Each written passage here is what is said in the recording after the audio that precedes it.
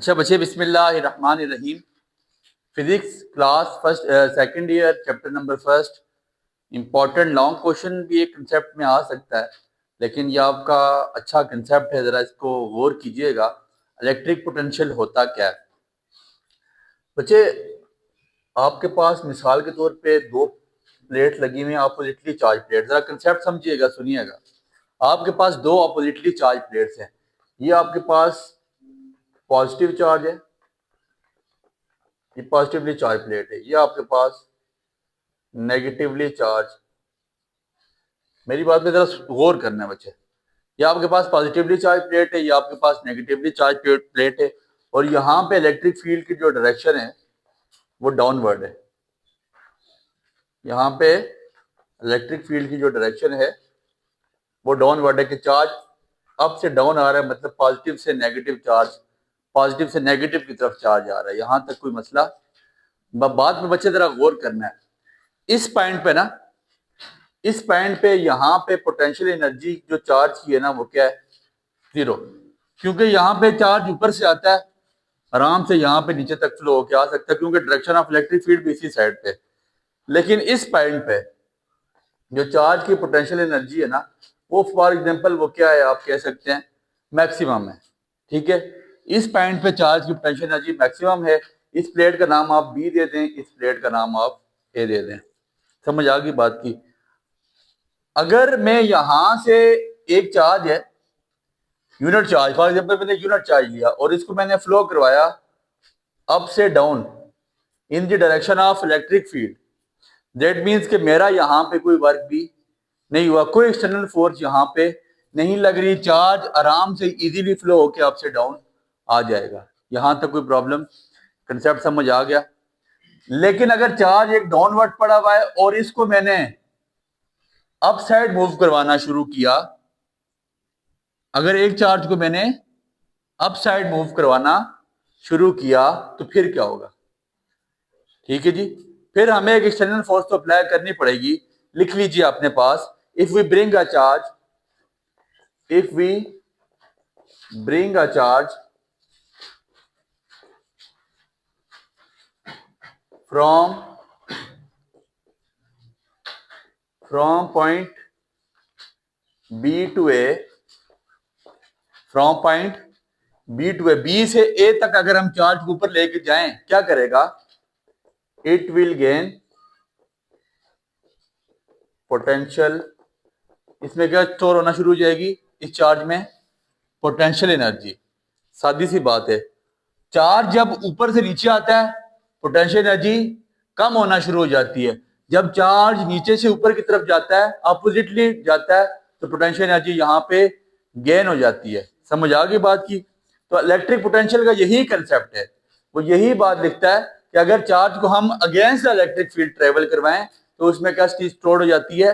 Potential energy. Electric potential की आप जो एग्जैक्ट डेफिनेशन है वो लिख लें। The amount of energy, the amount of energy, the amount of energy, the amount of energy required to move a point charge, to move a point charge from reference point, from reference point to specific point, from reference point to specific point, it is called electric potential. Potential क्या है? कि amount of energy, वो energy जो क्या करे, हमें जरूरत पड़ती है इस चार्ज को अगेंस्ट इलेक्ट्रिक फील्ड ट्रेवल करवाने के लिए, उसको हम इलेक्ट्रिक पोटेंशियल का नाम देते हैं। समझ आ गई बात की? यहां तक कोई मसला? बस इतनी सी बात आपने थ्योरेटिकल चीज लिखनी है। फिर इसके बाद आपने साथ यहां पे ये बता देना है, ठीक है, चेंज इन पोटेंशियल एनर्जी। जाहिर सी बात है, यहां से जब चार्ज उठ के ऊपर जाएगा पोटेंशियल एनर्जी में चेंज आएगा। चेंज, डेल, डेल का मतलब है चेंज। यू से हम किसको डिनोट करते हैं? पोटेंशियल एनर्जी को। Change in potential energy is equal to work done against A से बी या बी से ए। बी से लेकर ए जब वर्क डन हो रहा है कहां पे यूनिट चार्ज हम उठा के बी से लेकर ए की तरफ लेके जा रहे हैं, तो क्या चीज में, किस चीज में चेंज आ रहा है? पोटेंशियल एनर्जी में। पोटेंशियल एनर्जी यहाँ पे क्या है? मिनिमम। जैसे जैसे चार्ज ऊपर की तरफ जा रहा है पोटेंशियल एनर्जी क्या होती जा रही है? Maximum.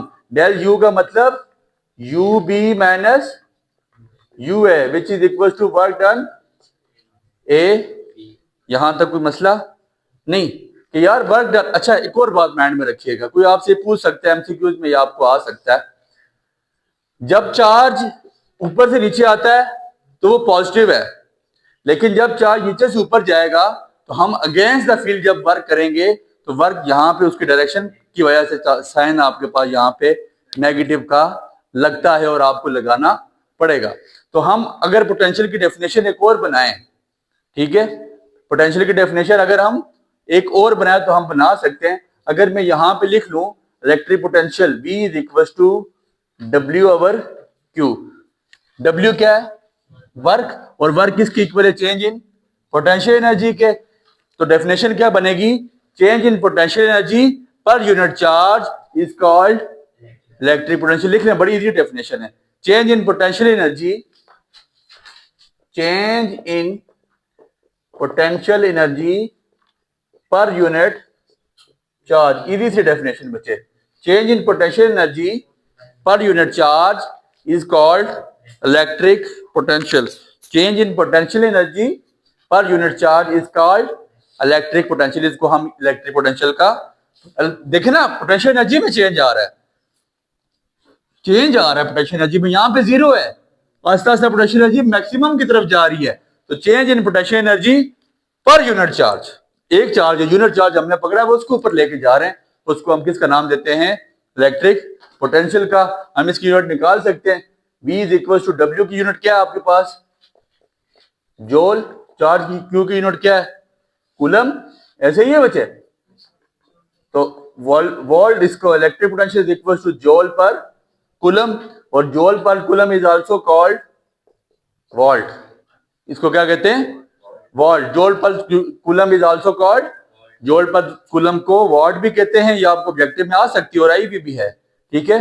Joule per coulomb is called volt, ठीक है।